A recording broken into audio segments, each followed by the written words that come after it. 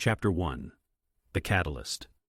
The Atlantic storm rolled across the Maine coastline, like something alive. Rain hammered the black cliffs beneath Blackwater Point, while violent waves exploded against the rocks below the Hale estate. The old mansion stood high above the sea, its glowing windows barely visible through the fog, like the final lantern on a sinking ship. At 11:42 p.m., Marcus Hale received the phone call that changed everything. He stood alone in the library of his Boston townhouse, bourbon glass in hand, listening without expression as the Coast Guard officer explained that his father's yacht, the Monarch, had been discovered drifting unmanned near Blackwater Reef. Victor Hale was missing. By dawn they found the body. Officially, the death was ruled an accident before the autopsy had even begun. Victor Hale, billionaire founder of Hale Maritime Shipping, had supposedly fallen during the storm and struck his head on the yacht railing before being swept into the ocean. Marcus never believed that story for a second. Not because he loved his father, but because Victor Hale did not die accidentally. Victor Hale survived. That was what he had always taught his children. Survive. Control. Win. Everything else was weakness. 3 days later, Marcus drove through the iron gates of Blackwater Point, as fog swallowed the cliffs surrounding the estate. The mansion looked exactly as he remembered it from childhood: cold granite walls, towering windows, and rows of dead hedges twisting through the rain like skeletal fingers. Beside him, Elena sat silently in the passenger seat. She wore black gloves and stared out the window without speaking. Marcus loosened his tie. "You don't have to look so miserable," he muttered. "We're burying my father, not yours." Elena turned slowly toward him. Her expression remained unreadable. "That's an interesting thing to say." Marcus frowned slightly. "What's that supposed to mean?" "Nothing." She looked back toward the mansion. Marcus exhaled, irritably, and parked beneath the circular stone entrance, where servants waited beneath umbrellas. The moment he stepped out of the car, reporters began shouting from beyond the security gates. "Marcus, did your father have enemies? Do you suspect foul play? Who inherits Hale Maritime?" Marcus ignored them. Inheritance. That was the only question anyone cared about now.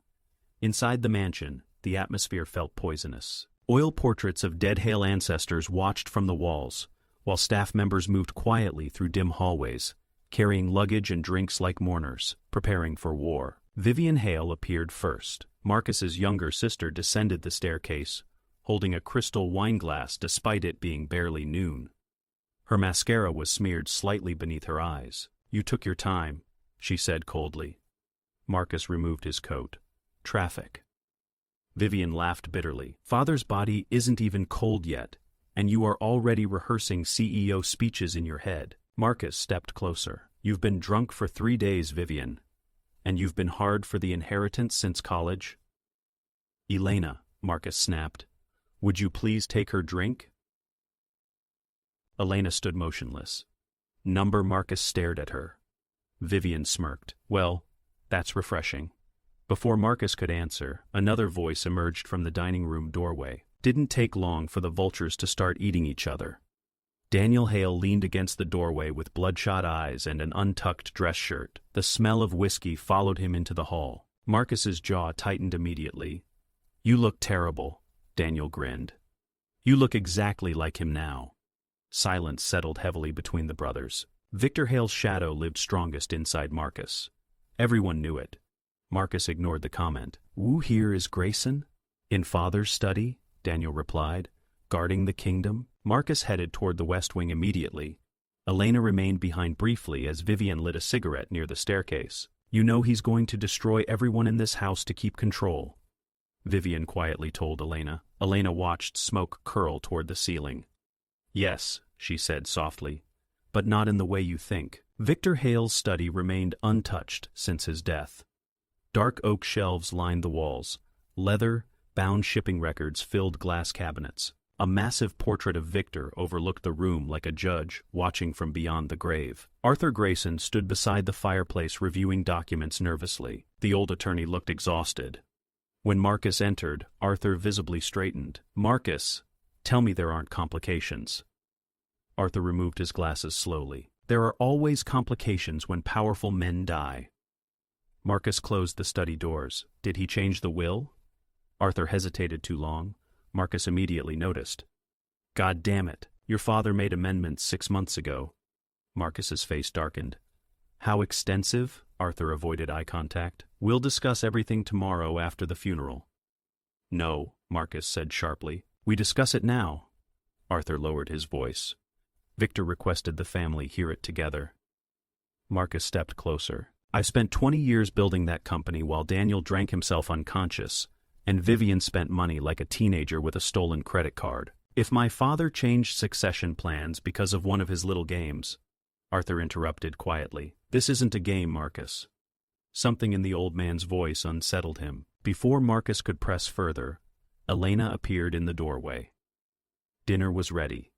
That evening, Blackwater Point became a battlefield disguised as mourning. Rain battered the mansion windows, while the family sat around the endless mahogany dining table beneath dim chandelier light. Victor's empty chair remained untouched at the head of the table. No one wanted to sit there yet. Marcus discussed funeral arrangements with corporate precision. Vivian drank continuously. Daniel barely ate. Elena remained silent. Finally, Daniel spoke. You know what bothers me most? Marcus sighed. Please don't start. No, really, Daniel continued. Father dies in the middle of a storm after changing his will, and somehow Marcus already looks like he's halfway through hostile takeover paperwork. Marcus dropped his fork. You think I killed him? I think you wanted him dead for years. Vivian leaned back slowly. Oh, this should be good, Marcus glared at his brother. You were removed from the company because you stole from it. Daniel laughed bitterly. I stole thousands. Marcus stole millions. The room froze. Marcus stood instantly. Watch yourself. Daniel pointed toward him drunkenly. Ask him about the offshore accounts. Marcus crossed the room in 2 strides. Elena quietly touched his arm before he reached Daniel. That tiny gesture stopped him. For a moment, Marcus simply breathed heavily. Then he walked away. But Elena noticed something no one else did. Daniel wasn't bluffing. Later that night, after the mansion finally quieted, Elena moved silently through the dark hallways alone. She wore slippers that made no sound against the wooden floors. The grandfather clock downstairs struck 2 a.m. as she reached Victor Hale's study. Locked. She removed a small brass key from inside her sleeve. The lock clicked open. Inside, moonlight spilled across Victor's desk. Elena walked directly toward the bookshelf behind the fireplace. No hesitation, no searching. She already knew where everything was. Her fingers slid beneath the lower shelf and pressed a hidden latch. A compartment opened softly inside the wall. Inside sat an old cassette tape labeled in faded handwriting for my true heir. Elena stared at it for several seconds. Then she smiled for the first time in the story, a small, cold smile filled with 30 years of buried rage. Behind her, floorboards creaked faintly. Elena instantly hid the tape inside her robe. She turned calmly. Daniel stood partially in the doorway, half drunk and squinting into the darkness. Elena? She tilted her head. You scared me. Daniel rubbed his eyes. What are you doing in here? She answered without hesitation. Marcus couldn't sleep. Daniel glanced around the room suspiciously. At 2 a.m? Grief affects people differently. Daniel studied her carefully. For one dangerous second, Elena thought he might have seen the hidden compartment. But then Daniel simply nodded tiredly. Yeah, he muttered. I guess it does. The next morning, the storm finally cleared. Cold gray sunlight stretched across Blackwater Point as the Hale family gathered inside Victor's study for the official reading of the will. Arthur Grayson sat behind Victor's desk looking visibly pale. Marcus remained standing near the fireplace like a man already preparing to take ownership of the room itself. Vivian smoked beside the windows. Daniel leaned against the wall, nursing coffee strong enough to smell across the room. Elena sat quietly near the back. Then Arthur began. To my children, he read, legacy is not inheritance. Legacy is survival. Marcus almost smiled. That sounded exactly like Victor. The initial document unfolded precisely as Marcus expected. Properties, trusts, investments, voting shares, control of Hale Maritime Shipping. Everything. Marcus finally relaxed slightly. Then Arthur stopped reading. His hands trembled. There is another document? Marcus's expression changed instantly. What? Arthur swallowed hard. Your father left supplemental instructions to be delivered only upon confirmation of his death. Marcus stepped forward. What instructions? Arthur slowly removed the cassette tape from a locked envelope. Elena watched silently. Marcus looked utterly confused. What the hell is that? Arthur answered quietly. A recording. He inserted the cassette into an old player sitting beside the desk. Static crackled through the room. Then Victor Hale's voice emerged from the speakers. Deep, cold, unmistakable. If you are hearing this, then I am dead. No one moved, Victor continued, and if Marcus is already smiling, wipe that damn grin off your face. Marcus froze.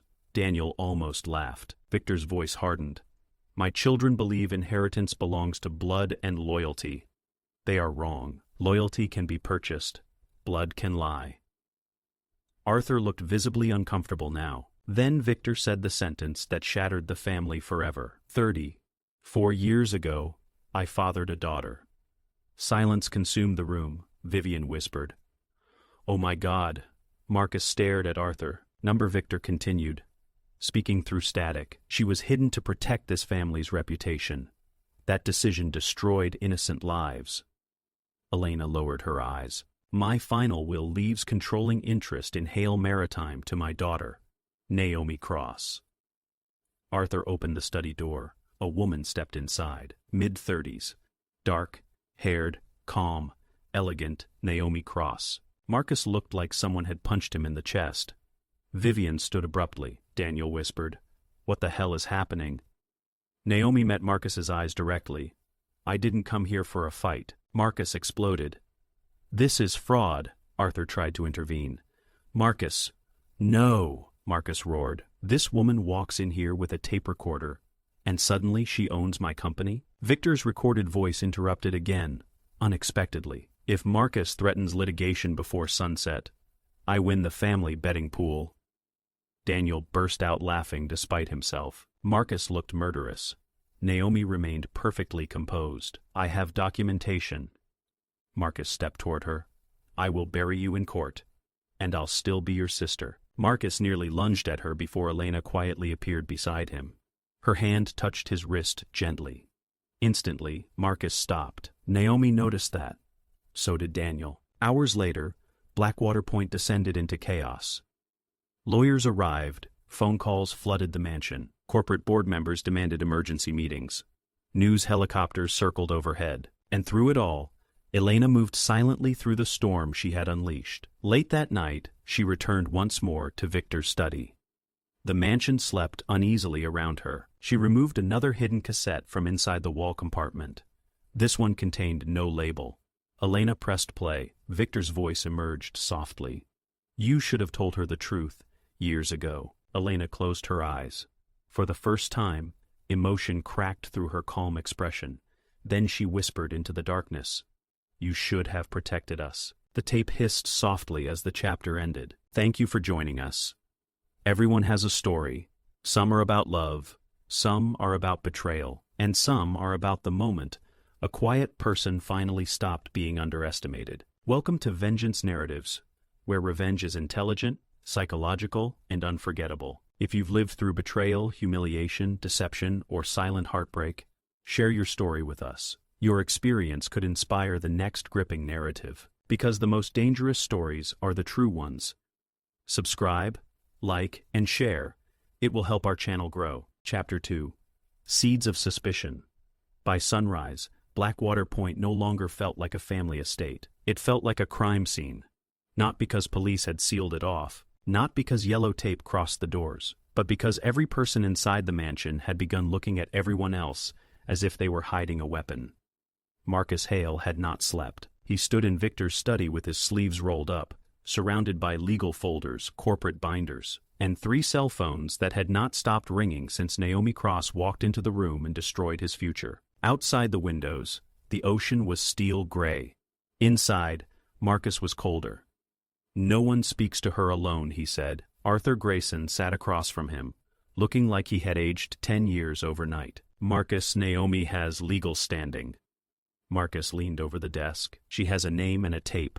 She has more than that. Marcus's eyes narrowed. What does that mean? Arthur hesitated. That was his mistake. Marcus noticed everything when money was involved. What does she have, Arthur? Arthur removed his glasses and rubbed the bridge of his nose. Birth records, letters, a private trust account your father established years ago, medical documentation. Marcus laughed once, hard and humorless. Forged. You haven't seen them. I don't need to see them. Arthur looked up. Because you already know the answer? Marcus said nothing. Arthur's voice dropped. Or because you are afraid you do?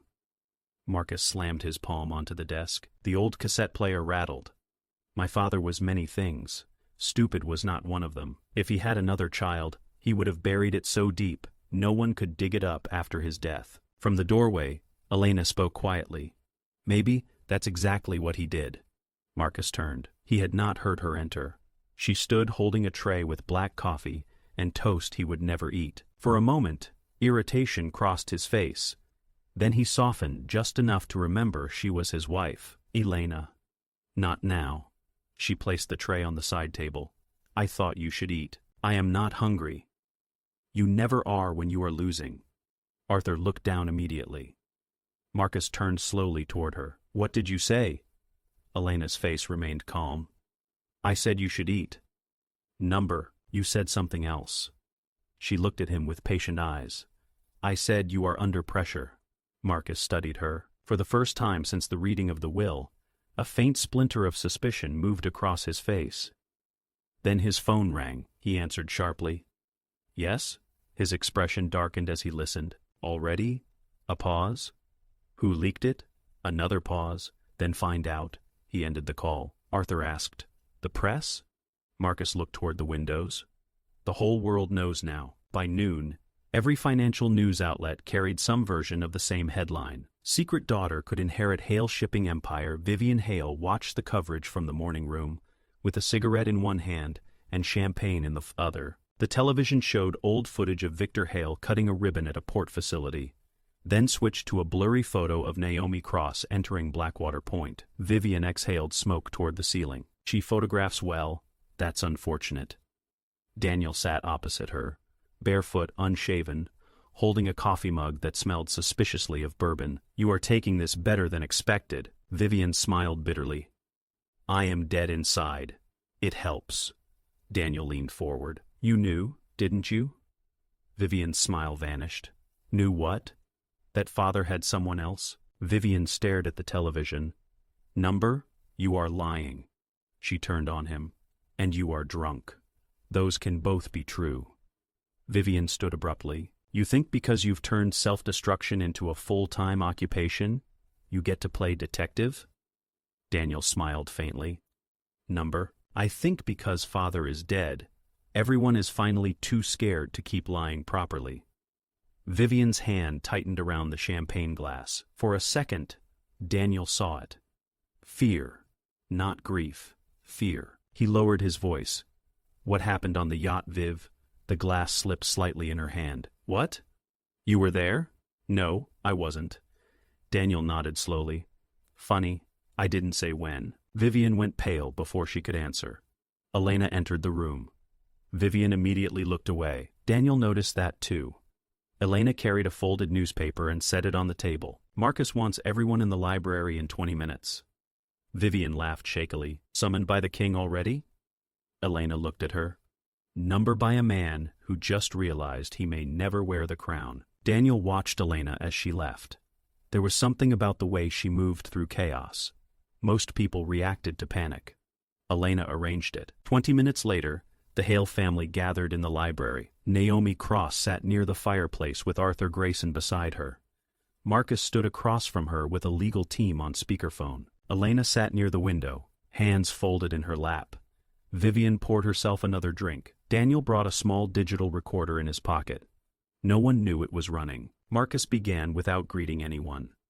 I'll make this simple. Until the validity of this alleged will is confirmed, no one touches company assets, voting shares, trusts, real estate, or personal holdings connected to Victor Hale. Naomi looked at him calmly. That sounds reasonable, Marcus frowned. He had expected resistance. Naomi's calm irritated him more than anger would have. Good then. You'll agree to immediate DNA testing. Arthur shifted in his chair. That may not be necessary if Marcus cut him off. It is necessary. Naomi folded her hands. I'll agree. Again too calm. Marcus stepped closer. And you'll provide original copies of every document you claim proves your identity. I already gave them to Mr. Grayson. You, LL, give them to my forensic team, Arthur said. Marcus, these demands need to go through proper legal. Marcus turned on him. You work for this family. Arthur's expression hardened for the first time. I worked for your father. The room went silent. Daniel smiled slightly. Vivian whispered, Careful, Arthur. Marcus ignored her. He looked back at Naomi. Who helped you? Naomi tilted her head. Excuse me, you didn't just appear after 34 years with documents, a will, and a dead man's blessing. Someone helped you. Naomi's eyes briefly moved, not toward Arthur, not toward Vivian, toward Elena. Only for a fraction of a second. Daniel caught it. So did Elena. Marcus did not. I came because Victor asked me to, Naomi said. Marcus gave a cold smile. My father didn't ask people, he used them. Naomi's expression softened. Then maybe you knew him better than I did. Marcus leaned closer. I knew him exactly. And whatever you are, Miss Cross, you are not my sister. Naomi looked directly into his eyes. Then prove it. The meeting ended badly. Marcus stormed out with his phone already pressed to his ear. Vivian disappeared upstairs. Arthur escorted Naomi toward the guest wing. Daniel remained behind, pretending to pour coffee while secretly checking the recorder in his pocket. Elena stood near the window, watching the gray sea. Daniel walked up beside her. Strange woman, Elena did not turn. Naomi, number you. That earned him a glance. Daniel smiled faintly. Everyone else is either panicking or performing. You are observing. I've had practice. At what? Being ignored? Daniel studied her. You know something. Elena gave him the smallest possible smile. In this family, Daniel, everyone knows something. Then she walked away. That afternoon, Marcus made 3 calls that set the next phase of the war in motion. The first was to Conrad Bell, a private investigator known in corporate circles as the man you hired when you wanted someone's life taken apart quietly. The second was to a forensic document examiner in New York. The third was to a former federal prosecutor, who now specialized in inheritance litigation among people rich enough to turn grief into a blood sport. By evening, Marcus had a full attack plan. Naomi Cross would be investigated from birth to present day. Her mother, her schooling, her bank accounts, her employment, her lovers, her medical history, her tax returns, every parking ticket, every prescription, every lie she had ever told. Marcus sat alone in the library when Elena entered. You are going after her hard, she said. Marcus did not look up. I am going after fraud. What if she isn't a fraud? His pen stopped moving. She is? You don't know that. Marcus looked at her with open annoyance. Why are you defending her? I am not. Then what are you doing? Elena crossed the room slowly. I am asking whether you are prepared for the possibility that your father lied to all of you. Marcus stood. My father lied every day of his life. That doesn't mean this woman owns my company. Elena looked at him almost sadly. Your company? Yes? Not his? Marcus stepped closer. I built it.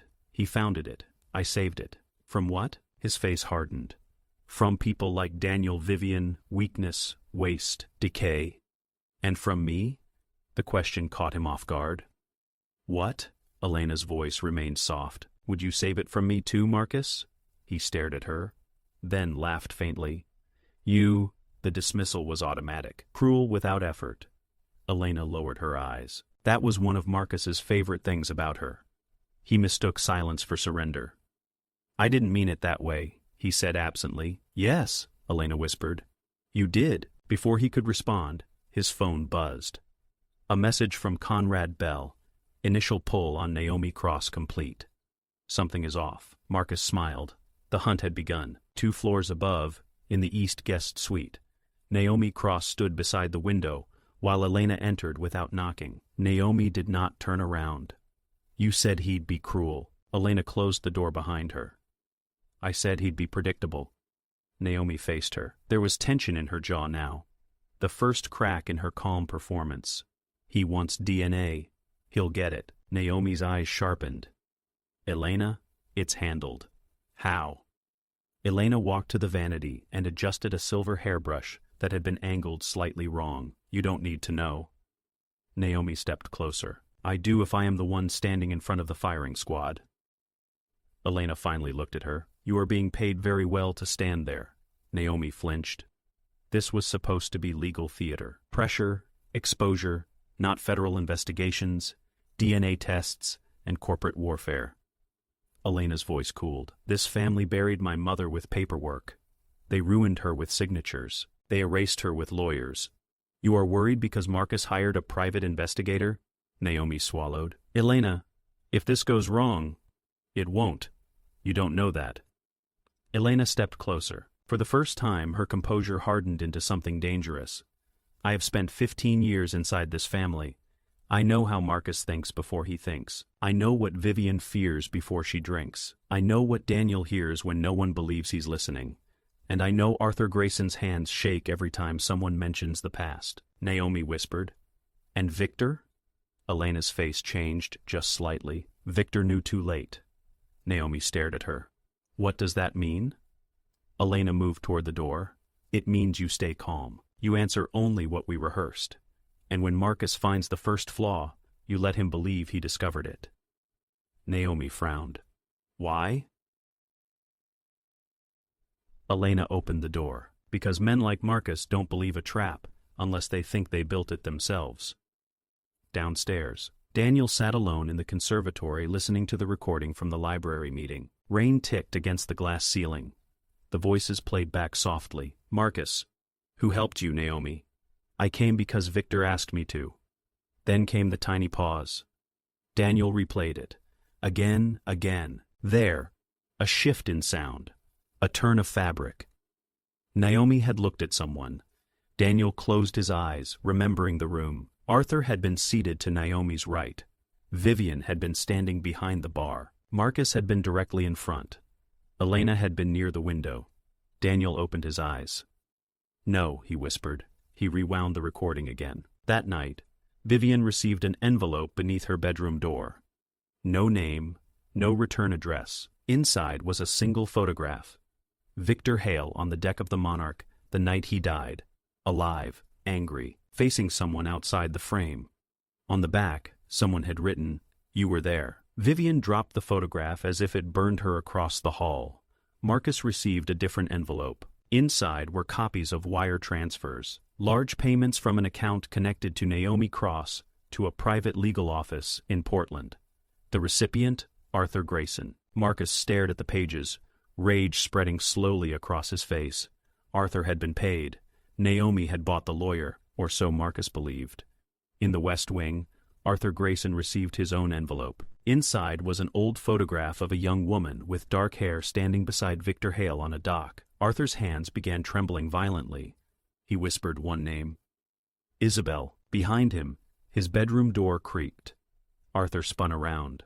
No one was there. At the end of the hallway, Elena walked silently into shadow. The next morning, the mansion exploded again. Marcus found Arthur in the breakfast room and threw the wire transfer pages across the table. You son of a bitch.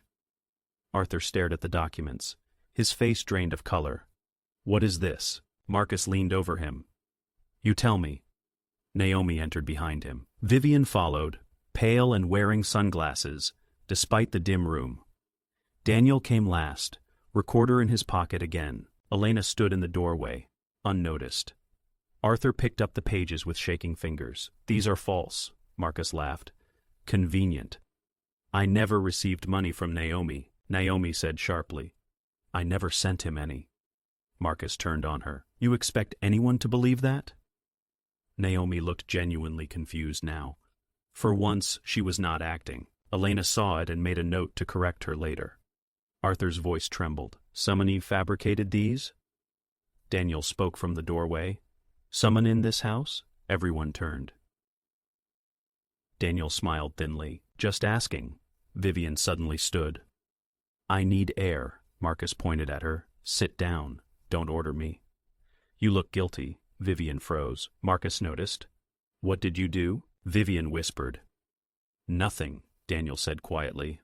That's not true. Vivian spun toward him. Shut up. Marcus stared between them. What is going on? Daniel reached into his pocket and removed the photograph. Vivian had dropped the night before. He placed it on the table. Vivian's eyes widened. Marcus picked it up. The room went dead, silent. Where did this come from? Marcus asked. Vivian backed away. I don't know. Marcus looked at the image of Victor on the yacht. The timestamp was from the night of his death. He turned slowly toward his sister. You were there. Vivian began shaking her head. Daniel's voice was low. You lied. I didn't kill him. No one had said killed. Marcus's eyes sharpened. Arthur whispered, Dear God. Vivian covered her mouth. Elena stepped forward at last. Everyone needs to stop. Marcus whirled toward her. Everyone needs to start telling the truth. Elena met his gaze. Truth is not something this family handles well. Marcus stared at her. Something about the sentence struck him before he could answer. His phone rang again. Conrad Bell. Marcus answered on speaker. What? Bell's voice came through crisp and clinical. I found something on Naomi Cross. Marcus looked directly at Naomi. Go on. She has inconsistencies in her birth certificate. Hospital record doesn't match county filing. Social Security trace has a delayed registration. Either she was hidden very carefully. A pause. Or she's not who she says she is. Marcus smiled slowly. Naomi looked down. Arthur closed his eyes. Vivian trembled. Daniel watched Elena. And Elena. Elena gave nothing away. Marcus ended the call and stepped toward Naomi. You are done. Naomi lifted her face. I told you. I came because Victor asked me to. Marcus's voice dropped to a whisper. My father is dead. He can't protect you. Elena thought. No, Marcus. He never protected anyone. That evening, the house divided into camps. Marcus locked himself in Victor's study with his investigators. Vivian hid in her room. Arthur refused to speak to anyone. Naomi remained alone in the guest wing. Daniel wandered the halls with his recorder, no longer pretending he wasn't hunting something. And Elena went to the old servant's staircase behind the pantry. There, hidden beneath a loose wooden step, was a small burner phone. She dialed one number.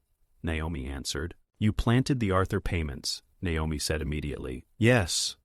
You didn't tell me. You were more convincing confused. Naomi breathed sharply. You are using me. Elena's answer was immediate. Yes. Silence. Then Naomi said, What happens when Marcus proves I am fake? Elena looked through the narrow staircase window toward the cliffs. That's when the real punishment begins. At 1:16 a.m. Daniel sat in Victor's study reviewing security footage. He had bribed one of the staff to pull from the estate archive. Most of the cameras had mysteriously malfunctioned the night before the will reading. But one had not. A narrow hallway camera outside Victor's study. Daniel watched the grainy footage. At 23 a.m. a figure appeared. Dark robe, slow movements. The person unlocked Victor's study and slipped inside. Daniel leaned closer. The face was partially hidden, but the posture, the stillness, the hair. Daniel whispered, Elena? Before he could replay it, the study door opened behind him. Daniel slammed the laptop shut. Marcus stood there. What are you doing? Daniel turned slowly. Looking for the truth. Marcus stepped inside. Careful. In this family, that usually gets people killed. Daniel held his brother's gaze. Is that a confession? Marcus smiled without warmth. It's advice. Daniel stood, slipping the laptop under his arm. Then here is some advice for you. Marcus waited. Daniel nodded toward the portrait of Victor above the fireplace. Stop worrying about the woman claiming to be your sister. He moved toward the door. Marcus frowned. Daniel looked back once, and start worrying about the woman sleeping beside you. The door closed behind him. Marcus stood alone in the study. For several seconds he did not move. Then, slowly, he looked toward the hallway, toward the bedroom wing, toward Elena. The storm outside returned just before dawn. In their bedroom, Marcus entered quietly. Elena lay awake with her back to him. He watched her in the dark. For the first time in their marriage, he wondered if silence had never meant weakness. Maybe it had meant patience. Maybe it had meant memory. Maybe it had meant revenge. Elena, he said softly. She did not move. Yes? How long were you in my father's study the night before the will reading? The rain struck the windows harder. Elena opened her eyes, but she did not turn around. After a long silence, she answered, "Long enough." And somewhere deep inside the walls of Blackwater Point, an old cassette recorder clicked on by itself. Chapter 3. Unveiling Secrets. The cassette recorder hissed softly in the darkness. Then Victor Hale's voice drifted through the mansion walls like a ghost waking from sleep. "Legacy is not what you leave your children," Static crackled. "It's what survives them." Marcus froze beside the bedroom door. Elena slowly sat upright in bed, her face unreadable in the pale stormlight. The voice continued somewhere downstairs. Neither of them moved for several seconds. Then Marcus turned sharply and strode into the hallway. "Elena," he snapped, "stay here." She watched him disappear into the corridor. Then she smiled faintly to herself, exactly as planned. By the time Marcus reached the first floor, lights were turning on throughout Blackwater Point. Doors opened, footsteps echoed. Daniel emerged from the west hallway holding a whiskey glass. Vivian appeared at the staircase landing in a silk robe, mascara smeared from sleep. Arthur Grayson stumbled from the guest wing looking genuinely terrified. Victor's voice continued drifting from somewhere below them. "Trust no one carrying my name." Marcus followed the sound into the library. The old cassette player sat alone on a side table near the fireplace. No one beside it. The tape spun lazily. Marcus yanked the cord from the wall. The voice died instantly. Silence crashed over the room. Daniel broke it first. "Well," he muttered. "That's healthy." Marcus scanned the room furiously. "Who turned this on?" No one answered. Vivian crossed her arms tightly. "This house is becoming insane." Arthur whispered quietly. "No, this is Victor." Marcus turned sharply. "What does that mean?" Arthur looked pale. "Your father used recordings constantly. Instructions, threats, reminders. Sometimes he'd schedule staff to play them during meetings just to unsettle people." Daniel laughed once. "Even dead, he's still manipulating everyone." Marcus looked toward the staircase. Elena now stood there silently, one hand resting lightly on the railing, watching, always watching. Marcus narrowed his eyes slightly, then his phone vibrated. "Conrad Bell again," Marcus answered immediately. "What?" Bell sounded less confident than before. "The Naomi Cross situation just got complicated. It already is complicated. Dangerous." Marcus walked toward the study doors. "Explain." "The forged birth certificate. It's real enough to fool most forensic review." Marcus stopped walking. "What? But the supporting documents attached to it are too perfect. It almost feels staged." Marcus lowered his voice. "Meaning?" "Meaning someone may want you to find the fraud." Marcus said nothing. Bell continued. "And here is another problem." Marcus waited. "I found old financial transfers connected to Victor Hale. Monthly payments going back nearly 30 years. To Naomi's mother, number?" A pause. "To someone named Isabel Navarro." Marcus frowned. The name meant nothing to him, but behind him, Elena's expression changed almost invisibly. Bell continued. "The payments stopped 6 months ago." Marcus glanced toward Elena instinctively. "Find out who she is." "I already did." Another pause. "She died 11 years ago." Marcus ended the call slowly. When he turned back toward the others, Elena was gone from the staircase. Victor Hale's study smelled faintly of old cigars and seawater. Marcus shut the doors behind him and immediately opened his father's locked financial archive cabinet. He searched quickly, now aggressively. Invoices, property records, insurance files, shipping manifests. Then, there it was. Isabel Navarro. A slim black folder hidden beneath old maritime contracts. Marcus opened it. Inside were payment records, handwritten letters, and a photograph. A young dark-haired woman standing beside Victor on a dock. Victor looked younger, almost happy. Marcus stared at the photo, then at the letters. One line caught his attention immediately. "You promised she would never know what your family did to us." Marcus reread it slowly. She, not they, not we, she, a daughter. Marcus's jaw tightened. A knock sounded at the study door. "Elena?" he called automatically. No, Daniel answered. Marcus closed the folder immediately. Daniel entered carrying coffee. You look awful. Marcus ignored him. Daniel glanced toward the papers on the desk. Interesting morning reading? Get out? Daniel remained where he was. You know what's funny? Marcus rubbed his temples. This should be good. I spent my entire life thinking Father hated me most. Marcus laughed bitterly. He did, Daniel nodded. Maybe, but now I am starting to think he hated all of us equally. Marcus looked up sharply. Daniel's expression became serious. I saw someone entering this study before the second will appeared. Marcus froze. What? Daniel stepped closer. Security footage? Marcus's eyes narrowed. Who? Daniel watched him carefully. That's the interesting part. Marcus stood slowly. Daniel. It looked like Elena. Silence. Heavy and immediate. Marcus stared at him without blinking. Then he laughed. Actually laughed. You are drunk, probably. She's my wife. And Marcus stepped forward dangerously. You think Elena engineered this? I think someone did. Marcus shook his head. You don't know her. Daniel's smile faded. No, he said quietly. I don't think you do either. Before Marcus could respond, another voice echoed from the hallway. Marcus? Naomi. Marcus instantly hardened again. Perfect timing. Naomi entered cautiously. She looked exhausted now, less composed, less rehearsed. Good, Marcus thought. Pressure worked. What do you want? He asked coldly. Naomi looked between the brothers. I received another envelope. Marcus frowned. What envelope? Naomi handed him a folded photograph. Marcus opened it. His expression changed instantly. The image showed Naomi entering a motel parking lot in Connecticut 3 years earlier. Beside her stood a man Marcus immediately recognized from financial crime investigations.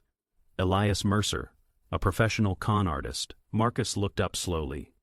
Who is this? Naomi swallowed. I don't know. Marcus laughed softly. That's unfortunate because I do.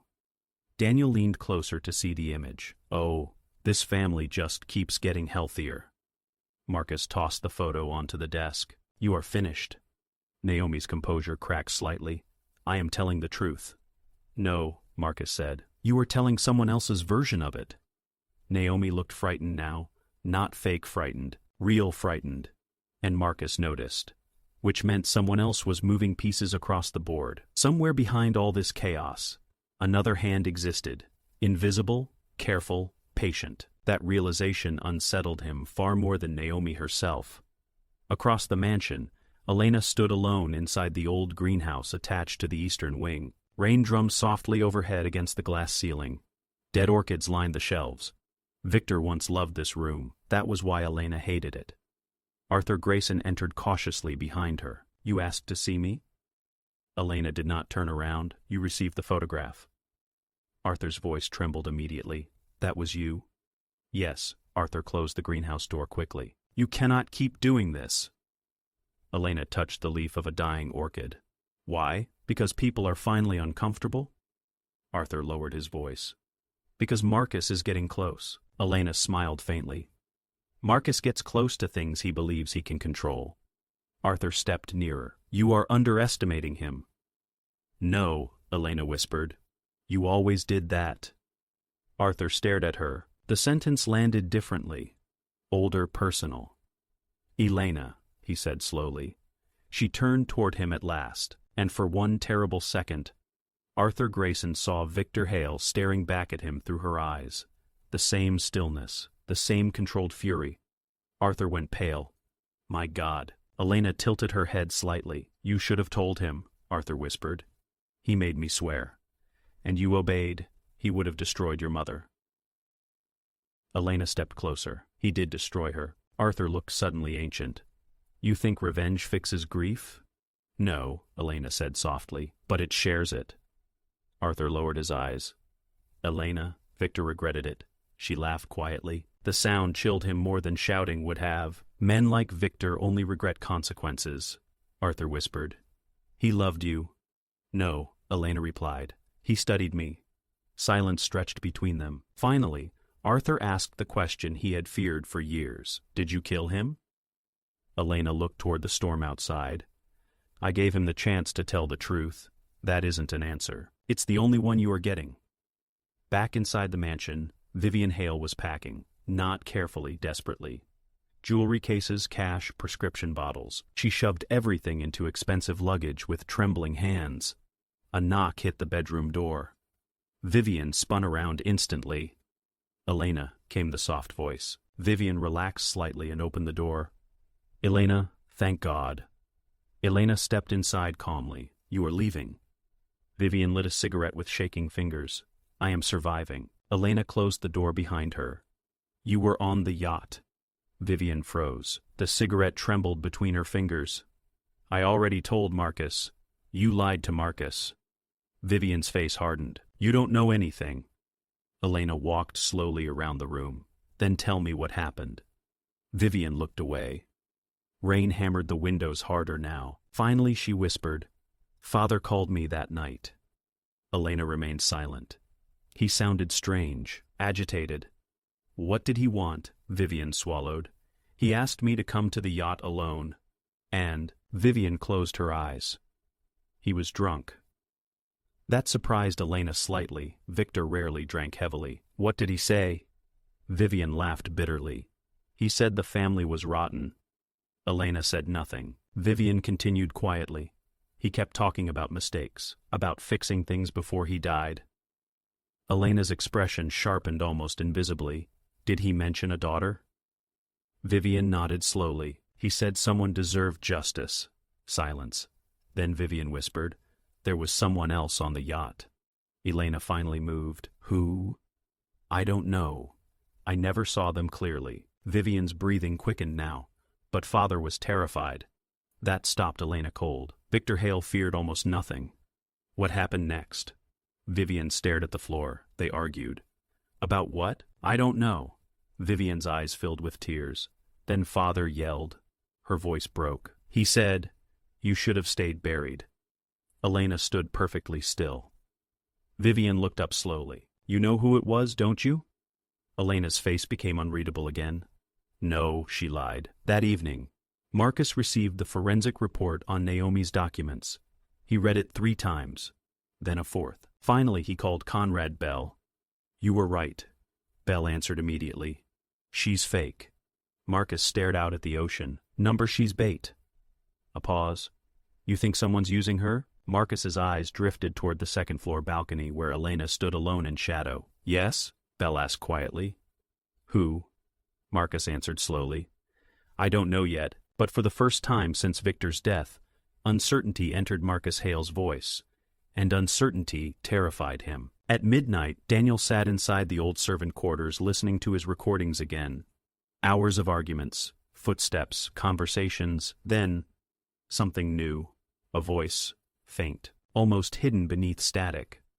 Daniel increased the volume carefully. Victor Hale's voice emerged from an older cassette recording. "If anything happens to me, Arthur knows the truth about Elena." Daniel froze completely.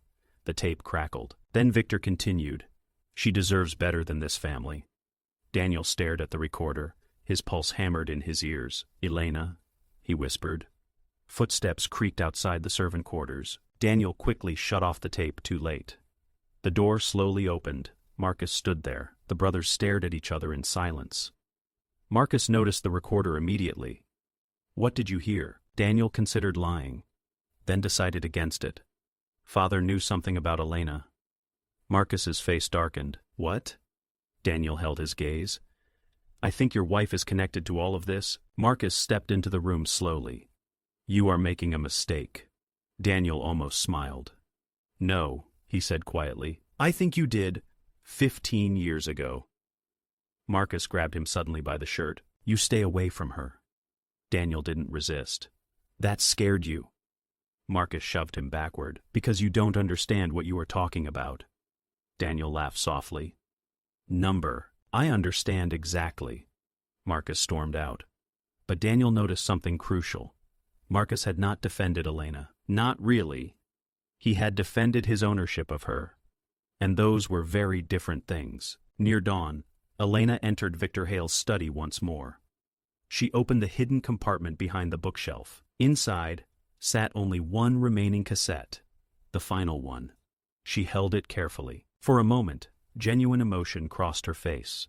Pain, loss, anger. Then the study door opened behind her. Marcus. Elena slowly turned. The cassette remained hidden behind her back. Marcus watched her carefully now. Not lovingly, not casually, suspiciously. Elena, he said quietly. Yes? Marcus stepped farther into the room. Who was Isabel Navarro? Silence. The ocean thundered against the cliffs below. Elena's eyes did not move. Why are you asking me? Marcus studied her face. Because my father spent 30 years paying her? Elena answered calmly. Maybe he loved her. Marcus laughed coldly. My father loved ownership, not people. Elena tilted her head slightly. That sounds personal. Marcus ignored the remark. Daniel thinks you are hiding something? And what do you think? Marcus stared at her for a very long time. Then finally, I think everyone in this house is lying. Elena nodded once. That's the first intelligent thing anyone has said since Victor died. Marcus stepped closer. Did you know about Naomi before the will? Number? Did you enter this study before the reading? Elena met his eyes directly. Yes, Marcus blinked. The honesty startled him. Why? Elena answered smoothly. I was looking for something Victor left Marcus. What? She stepped toward him slowly. Proof that he loved you. Marcus said nothing, because somewhere deep inside himself, he knew the answer already. Victor Hale had never loved anyone enough to save them. Not Vivian, not Daniel, not Marcus, and certainly not Elena. Marcus finally spoke again. What did you find? Elena looked at him carefully. Then she said the most dangerous sentence yet. Not what I expected. The cassette behind her back pressed against her palm like a loaded weapon, and outside Blackwater Point, another storm rolled in from the Atlantic. Chapter 4. Escalation and Confrontation. The next storm arrived with hurricane winds. By morning, Blackwater Point had lost power twice, internet service once, and whatever illusion remained that the Hale family could survive Victor Hale's death intact. The mansion felt infected now. Whispers traveled through hallways faster than footsteps. Doors locked at night. Conversations stopped whenever someone entered a room, and somewhere beneath it all, Elena Hale quietly tightened the noose around every person inside the estate. Marcus noticed the changes first. Board members stopped returning his calls immediately. 3 longtime investors requested emergency audits of Hale Maritime. 2 shipping partners temporarily froze contracts pending succession clarification. Victor's death was no longer a tragedy. It was instability, and instability terrified money. Marcus stood in Victor's study staring at a financial projection glowing across his laptop screen. If panic spread to the markets, Hale Maritime could lose hundreds of millions within days. A knock sounded. Enter. Conrad Bell stepped inside carrying a thick folder. The investigator looked grim. Marcus immediately knew the news was bad. What now? Bell handed him the file. I dug deeper into Naomi Cross. Marcus opened it quickly. Inside were surveillance photographs, motel receipts, employment records, and phone logs.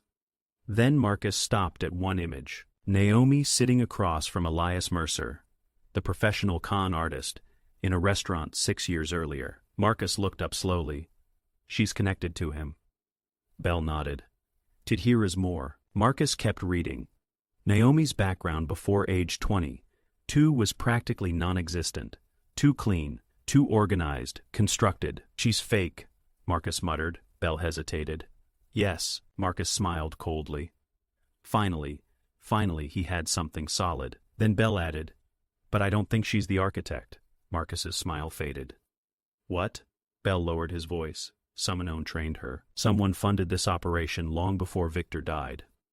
Marcus's eyes narrowed. You think this started years ago? I think this started decades ago. Marcus closed the folder slowly, and for the first time since Victor's death, one possibility began forming clearly inside his mind. Elena? Not fully, not completely, but enough to frighten him. Bell continued carefully. Here is another thing. Marcus waited. I found records connecting Isabel Navarro to Maine. Marcus looked up sharply. What kind of records? A hospital? Marcus stood immediately. What hospital? St. Agnes Women's Clinic, closed in 1998. Bell opened another file. A child was born there 34 years ago under Isabel Navarro's name. Marcus felt his pulse quicken. Know me? Bell shook his head slowly. No birth certificate survives. Marcus frowned. Then how do you know? Bell slid one final document across the desk, an old nursing ledger. One handwritten line remained legible. Mother, Isabel Navarro. Female infant, transferred privately. Witness authorization signed by Arthur Grayson. Marcus stared at the signature Arthur. The old man knew everything. Downstairs, Elena prepared tea as though the mansion were not collapsing around her. That was one of the things Marcus once loved about her. Stillness, control, grace under pressure. Now he began wondering if that calmness had always been something else entirely. Vivian entered the kitchen looking exhausted. You really can make tea during a civil war. Elena poured hot water carefully. I find routines comforting. Vivian grabbed a bottle of vodka from the counter instead. I find these comforting. Elena watched her quietly. You should leave. Vivian laughed weakly. And go where? Elena placed the cup on the counter. Anywhere this family can't reach. Vivian stared at her strangely. You sound like someone who already escaped. Elena looked out toward the ocean. No, she said softly. I sound like someone who came back. Vivian frowned slightly. What does that mean? Before Elena could answer, the kitchen television suddenly flickered on by itself. Static filled the screen. Then Victor Hale's face appeared in old recorded footage from a company anniversary gala. The timing was impossible. The remote sat untouched on the counter. Victor's voice echoed through the kitchen speakers. A family survives only as long as its secrets remain buried. Vivian nearly dropped the vodka bottle. What the hell was that? Elena calmly walked to the television and muted it. Old houses do strange things, but even she knew that recording had not triggered accidentally. Someone else was moving pieces now, and Elena hated variables she did not control. That afternoon, Daniel finally confronted Arthur Grayson. He found the old attorney alone inside the greenhouse, staring at dead orchids. Daniel shut the door behind him. You are hiding something. Arthur didn't even look surprised anymore. That narrows it down poorly. Daniel approached slowly. Victor mentioned Elena in one of the tapes. Arthur closed his eyes briefly. You should stop listening to things that were never meant for you. That sounds like a yes. Arthur turned toward him. You have no idea what kind of damage you are digging into. Daniel laughed bitterly. Look around. The damage already happened. Arthur lowered his voice. Daniel, your father spent 30 years trying to contain this. This what? Arthur hesitated. That hesitation told Daniel everything. Elena, Daniel whispered. Arthur looked away, and Daniel suddenly understood, not fully, but enough. Enough to feel cold all over. Oh my God, Arthur grabbed his arm sharply. You say nothing. Daniel stared at him. She knows, doesn't she? Arthur released him slowly. Yes? Daniel's mind raced. How long? Arthur whispered. Always. Back upstairs. Marcus entered the master bedroom silently. Elena stood near the windows fastening earrings. She turned calmly. You missed lunch. Marcus closed the door behind him. Who are you? The question hung in the room like smoke. Elena smiled faintly. That's dramatic. Marcus tossed the nursing ledger onto the bed. Arthur signed transfer documents for Isabel Navarro's child. Elena's eyes moved briefly toward the paper. No panic. That frightened Marcus more than panic would have. You've been investigating me. I've been investigating everyone. And what conclusion did you reach? Marcus stepped closer. That Naomi is a fraud. Elena nodded once. She is. Marcus froze. Silence. The ocean thundered outside. Marcus stared at her. You knew. Yes. The word hit like a hammer. Marcus's voice lowered dangerously. Then why didn't you tell me? Elena walked past him toward the fireplace. Because you needed someone to hate. Marcus grabbed her arm suddenly. You let me wage war against a fake? Elena slowly looked down at his hand gripping her wrist, then back up into his eyes. You've spent your whole life waging war against things that weren't real. Marcus released her immediately. The sentence landed too close to something true. He stepped backward. Who is she? A distraction. For what? Elena's expression softened almost sadly. For you. Marcus's breathing slowed, not calmer, more dangerous. You are involved in this. Yes. Again the honesty. Again, unsettling. Marcus stared at her as though seeing her for the first time. Why? Elena looked directly into his eyes. Because your family deserves to suffer? Marcus actually recoiled slightly. Not from anger. From certainty. Elena meant it. Every word. Downstairs, Naomi Cross packed hurriedly inside the guest suite. She shoved clothes into bags, while nervously checking the hallway. A knock hit the door. Elena, Naomi whispered. Elena entered quietly. We have a problem, Naomi said immediately. You are panicking, because Marcus knows I am fake. He suspects. He has photos with Mercer. Elena remained calm. That was expected. No, Elena, this is collapsing. Elena approached slowly. Good. Naomi stared at her. What? Collapses the point. Naomi looked horrified now. You said this was about exposing them. It is. You never said you wanted to destroy everything. Elena's face hardened slightly. That's because you never asked the right questions.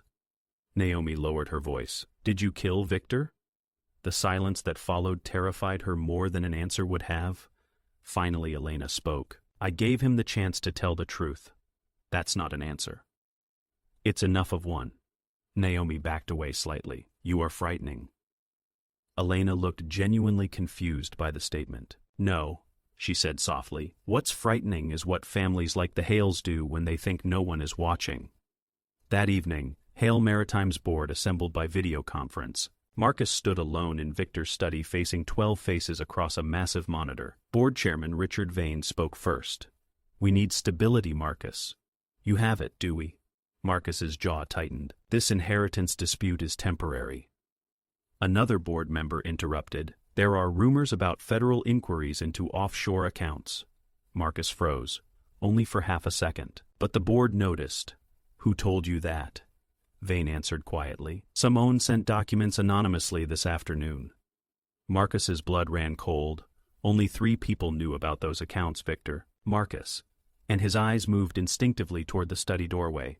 Elena stood there silently, watching. Marcus suddenly understood something horrifying. She wasn't improvising. This had been planned for years.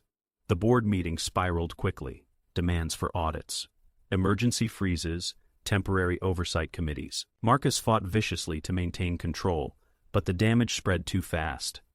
Then the final blow arrived. Richard Vane cleared his throat. Here is another issue. Marcus looked up sharply. What now? Vane hesitated. Miss Naomi Cross contacted several board members directly.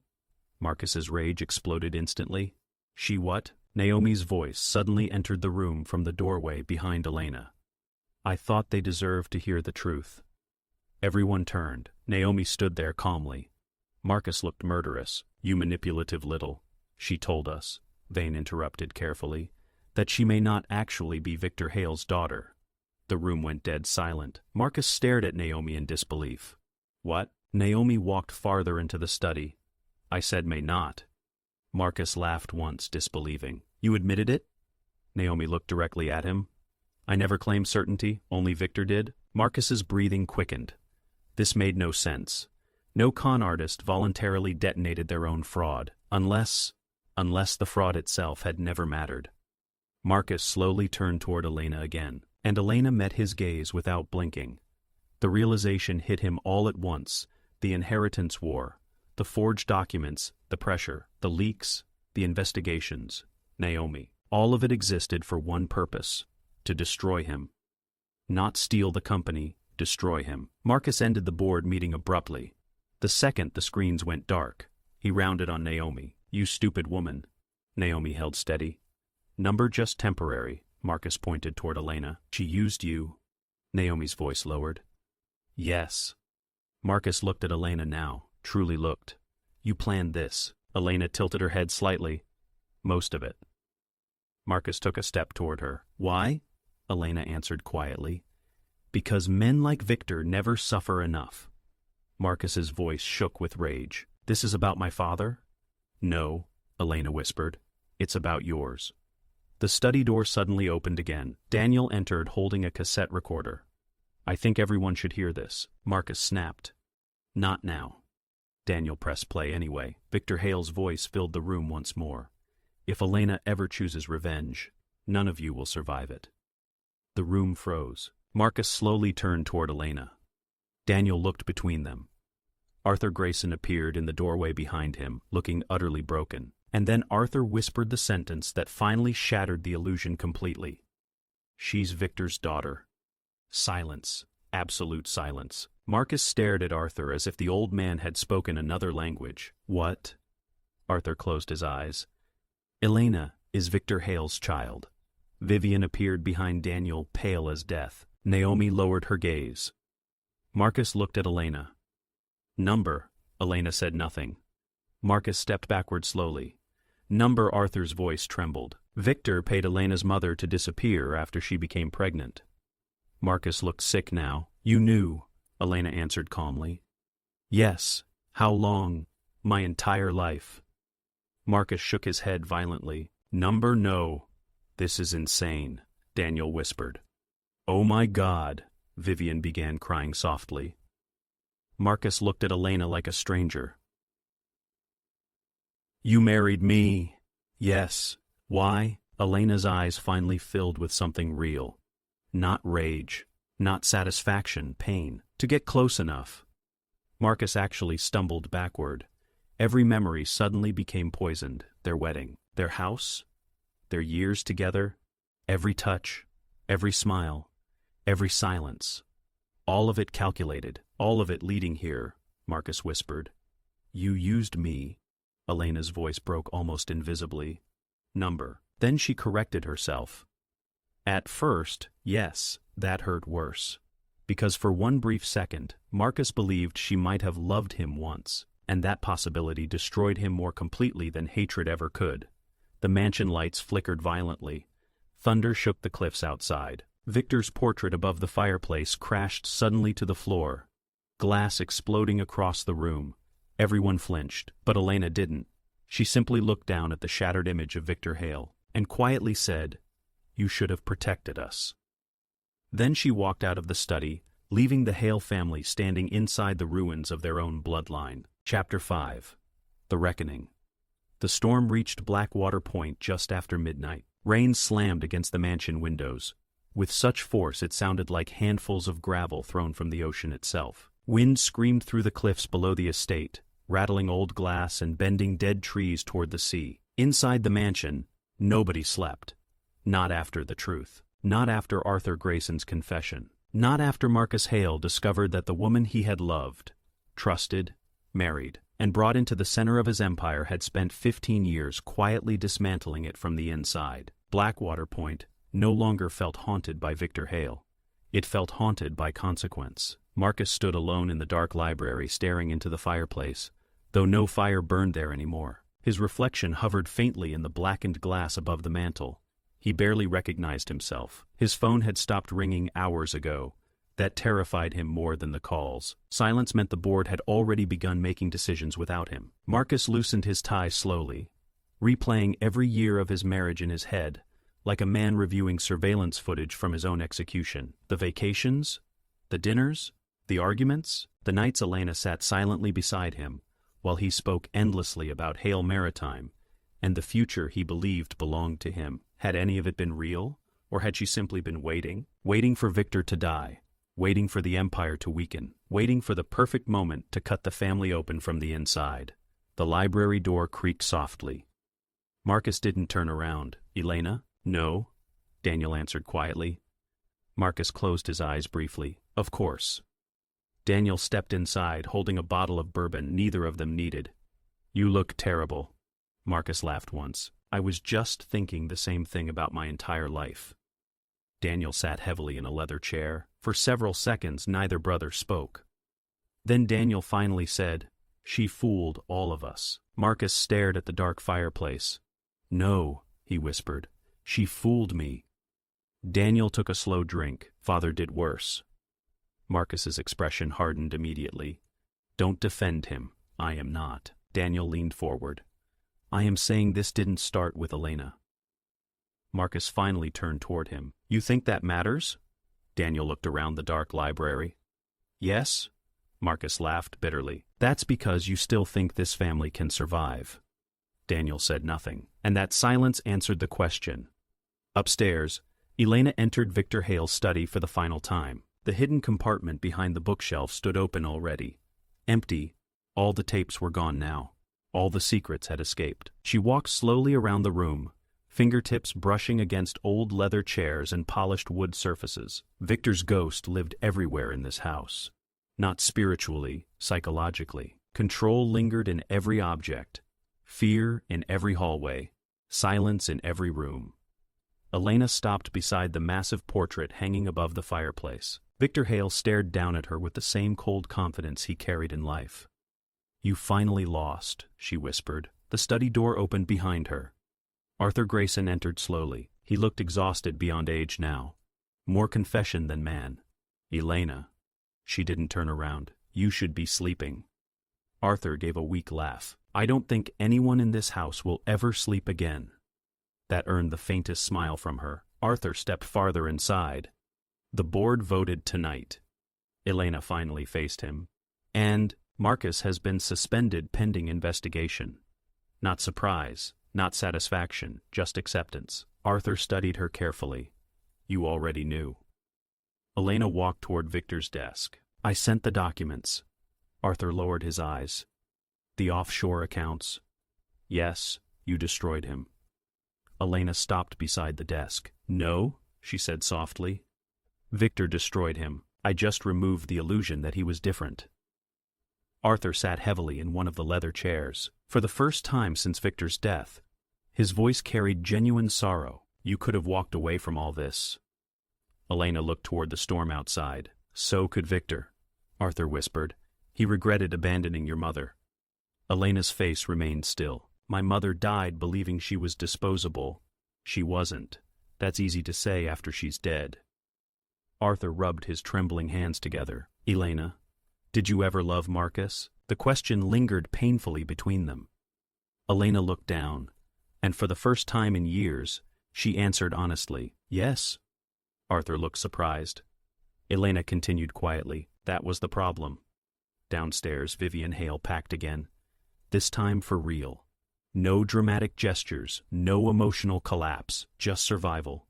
The family credit lines were frozen, her accounts flagged. Her social circle already distancing itself like sharks abandoning a bleeding carcass. The Hale name had become radioactive overnight. A knock sounded at her bedroom door. "Go away," she muttered. The door opened anyway. Marcus entered. Vivian froze immediately. Her brother looked frightening now, not angry, empty. "What do you want?" she asked cautiously. Marcus closed the door behind him. "Were you really on the yacht that night?" Vivian looked away. Marcus stepped closer. "For once in your life, tell the truth." Vivian's eyes filled slowly. "Yes," Marcus exhaled shakily. "Why?" "Father called me." Marcus nodded once. "I know." Vivian sat heavily on the edge of the bed. "He was drunk," Marcus frowned. "He almost never drank heavily." "I know." Vivian looked up at him. "He was scared." Marcus went still. "Scared of what?" Vivian whispered. Her silence. Marcus's voice lowered. "Elena?" Vivian nodded slowly. "She was there." Marcus stared at her. Number she was. Vivian wiped tears from her face. "I arrived late. I heard them arguing before I reached the deck." Marcus sat down slowly now, as though gravity itself had suddenly increased. "What did they say?" Vivian swallowed hard. "Father kept apologizing." Marcus almost laughed. Victor Hale never apologized. Not truly. He told Elena he was going to fix everything, Marcus whispered. "The will." Vivian nodded. "He said he'd finally tell the truth publicly." Marcus looked sick. "And Elena?" Vivian's face darkened. She asked him why it took 34 years. The storm thundered violently outside. Marcus stared at the floor. What happened next? Vivian closed her eyes. "Father said something I couldn't hear." And Vivian opened her eyes slowly. Elena told him some wounds don't heal. Marcus looked up sharply. "Then what?" Vivian's breathing trembled. "Father reached for her." Marcus waited. And then he slipped. Silence consumed the room. Marcus whispered, "She pushed him?" Vivian shook her head helplessly. "I don't know." That answer would torture Marcus forever, because uncertainty leaves sharper scars than truth. Near dawn, Naomi Cross prepared to leave Blackwater Point. A black car waited near the front gates beyond the rain. Elena met her in the entrance hall. Naomi looked exhausted. "You never told me how this would feel." Elena handed her an envelope, cash, enough to disappear comfortably. "You can still walk away." Naomi stared at her. "Can you?" Elena said nothing. Naomi looked toward Victor's portrait hanging above the staircase. "You became what they made." Elena's expression hardened slightly. "No," she replied. "I became what survived them." Naomi left without another word. The front doors closed behind her, and just like that, the fake daughter vanished from the story, leaving only the real one behind. At 6:13 a.m., federal agents arrived at Blackwater Point. Not many, just enough. Marcus watched from the upstairs balcony as black vehicles rolled through the gates. Arthur Grayson appeared beside him. "It's over," Marcus laughed hollowly. He looked down toward the entrance hall where Elena stood waiting calmly below. This is the ending she wanted. The agents entered quietly professional, controlled. One approached Marcus directly. "Mr. Hale, we need to discuss several financial irregularities connected to Hale Maritime." Marcus barely listened. His eyes remained fixed on Elena downstairs. She looked impossibly calm, as though this moment had lived inside her for years. Marcus descended the staircase slowly. The agents gave him space. Everyone did now. Vivian stood near the dining room doorway, crying silently. Daniel leaned against the wall with exhausted eyes. Arthur looked broken. And Elena waited in the center of the entrance hall like the final witness at an execution. Marcus stopped in front of her. "You ruined everything." Elena met his gaze. "No," she whispered. "I revealed it." Marcus's voice shook now. "You destroyed our life." Something painful moved behind Elena's eyes. "Our life," she repeated softly. For one terrible second, Marcus saw regret there, real regret. And that hurt worse than hatred ever could. Marcus leaned closer. "Tell me one thing honestly." Elena waited. "Did you ever love me?" The storm pounded against the mansion windows. Everyone in the room went silent. Elena looked at him for a very long time. Then finally, "Yes." Marcus closed his eyes. Wrong answer. If she had said no, he could have hated her cleanly. But love complicated revenge. Love made it tragic. And tragedy lasts longer. The front doors suddenly opened again. Richard Vane entered carrying a thick legal folder. The Hale Maritime chairman looked pale. "Marcus," he said quietly. Marcus turned slowly. "What now?" Vane swallowed. "We received Victor Hale's final amendment." Arthur looked confused. "What amendment?" Vane opened the folder carefully. "Signed 2 days before his death." Elena's expression shifted slightly for the first time. Even she hadn't expected this. Vane continued reading. "In the event my children destroy one another following my death." Silence filled the hall. "All Hale Maritime assets are to be liquidated immediately." Marcus stared blankly. Vane's voice trembled slightly now. "The company dissolves upon legal confirmation of internal succession conflict," Daniel whispered. "Oh my God." Vivian nearly collapsed into a chair. Arthur looked horrified. Marcus laughed. Actually laughed. Long and broken and empty. Victor Hale had done it one final time. Even in death, he refused to let anyone else win. Not Marcus. Not Elena. No one. If the family tore itself apart, the empire died with it. Elena closed her eyes briefly. Victor's final revenge. The old bastard had burned the kingdom down himself, Marcus whispered. He knew. Arthur nodded slowly. I think he always knew. The mansion fell silent except for the storm. Then Marcus looked at Elena one last time. All this, he whispered, and T here is nothing left to inherit. Elena looked toward the windows, toward the cliffs, toward the sea where Victor Hale vanished forever. There never was, she said quietly. 3 weeks later, demolition crews arrived at Blackwater Point. The Hale estate had been sold. Hale Maritime ceased operations permanently. News channels called it one of the most catastrophic family collapses in corporate history. Marcus disappeared from public life. Vivian entered rehab quietly in Vermont. Daniel moved west under another name. Arthur Grayson retired and never practiced law again, and Elena returned alone to the cliffs overlooking the Atlantic Ocean one final time. The air smelled of rain and salt. Workers below removed the massive iron sign from the front gates. Hale Estate the bolts screamed as the metal came loose. Elena watched silently, no triumph, no smile. Revenge rarely feels victorious once completed. Mostly, it feels empty. She reached into her coat pocket slowly. One final cassette tape remained there. Victor's last recording. She had never listened to it. For a long moment, she considered throwing it into the sea. Instead, she pressed play. Static crackled softly. Then Victor Hale's voice emerged one final time. Elena. Her breath caught instantly, not because of the name, because of the tenderness. Real tenderness. If you are hearing this, then I failed again. The ocean thundered below the cliffs. Victor continued quietly. I spent my life protecting the wrong things. Elena closed her eyes. And if you chose revenge, I understand.